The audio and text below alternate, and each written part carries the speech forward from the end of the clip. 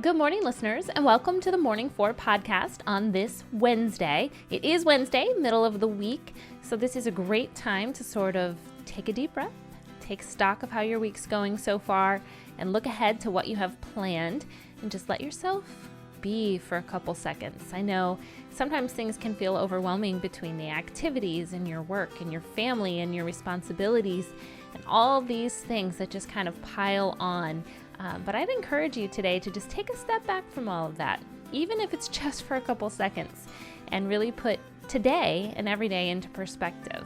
I know for me, there's a lot of this, like, I have to go here with my kids and I have to do this work and I have to do this volunteer, responsibility. And I've really tried to step back from that in recent months, and instead of looking at it as things I have to do or check off a list, but look at them as privileges, things that I'm able to do in my life. I'm able to take my kids to these activities that I'm able to afford, and I'm able to do work that I love that is very fulfilling to me, and most of it I get paid for, and I'm able to have that little bit of time to volunteer for things that really matter to me. And then at the end of the day, there's still a little bit of time left for relaxation with my family. So I'd encourage you to take a look at your own schedule today from a new perspective, maybe a more positive one. And listening and watching this podcast is a great way to start your day on a positive track. So no matter what happens today, at least you've had this time to get in the right mindset. So with that in mind, let's get started today with Number 1. So it's time to revisit this week's secret theme. So today is day, or should I say clue, number 3. Iron Man is arguably one of the most popular superheroes of this generation, catapulted to fame by a string of blockbuster Marvel movies in recent years that feature the wealthy, smart, and techie superfly guy, Iron Man. Of course, a big appeal of Iron Man in those movies is the actor who plays him, Robert Downey Jr. His dry wit and sense of humor really humanize the character, making even those of us who didn't read comic books as a kid become adult fans of Iron Man. I think it actually takes a really good actor to make acting look easy, which is kind of what he's really good at. So good that he's actually not for those roles, but in his career, he has won an Academy Award, a Golden Globe, and several other industry awards. He's been acting since he was a teen. And those of us old enough will recall he had a few stints with substance abuse along the way, but today he maintains sobriety, which is a good thing because he can continue to play the roles that we love to watch. So have you figured out my secret theme yet? If you think you know, comment on the socials or email me, and those links are always in the show notes.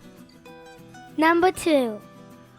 Okay, it's time for a midweek geography fact. And since I can usually use a little pick-me-up in the middle of the week, today's fact has to do with words because I love words. So do you know what the most common name for a U.S. city is? Well, it's Franklin. That's the answer. There are 31 U.S. towns with the name Franklin. There are Franklins in Iowa, Georgia, Connecticut, Ohio, North Carolina, California, Texas, Indiana, and over a dozen more. So then the next most common names in order are Washington, Clinton, Arlington, those all have 28, and then Chester with 27. I was surprised the town name of Springfield wasn't in the top 5, which I assumed was like the most popular because I've clearly watched too many Simpsons episodes in my life, but Springfield actually comes in at number 9 with just 25. The more you know. Number 3. Today's feel-good news story is sourced from 2buttonsdeep.com. A server in upstate New York got an unexpected surprise last week when a patron left her a $1,000 tip on a $23 bill. It happened at Doc Brown's Lakeside Tavern on Saratoga Lake. The guest was gone before the server realized what he'd left, but she shared the generosity on Facebook, blurring out his signature. Nicole Trems is a mother-to-be, and she's in school working on her master's degree. At the bottom of the receipt, the patron encouraged her to keep working on her education, and he wrote, "Best wishes for the baby." In that Facebook post, Trems said that she was encouraged by the act of kindness and the encouraging words. She wrote, "I'm not saying everyone has to go out and leave a $1,000 tip, but any type of kindness you are able to share with the rest of the world can make such a huge impact on someone's life. Number 4. And I'm guessing leaving that kind of tip for a stranger may not be in the cards for most of us today, but we can certainly use what we do have right in front of us for good.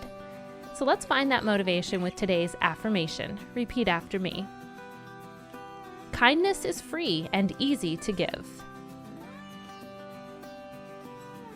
Today, I will make the most of this renewable resource.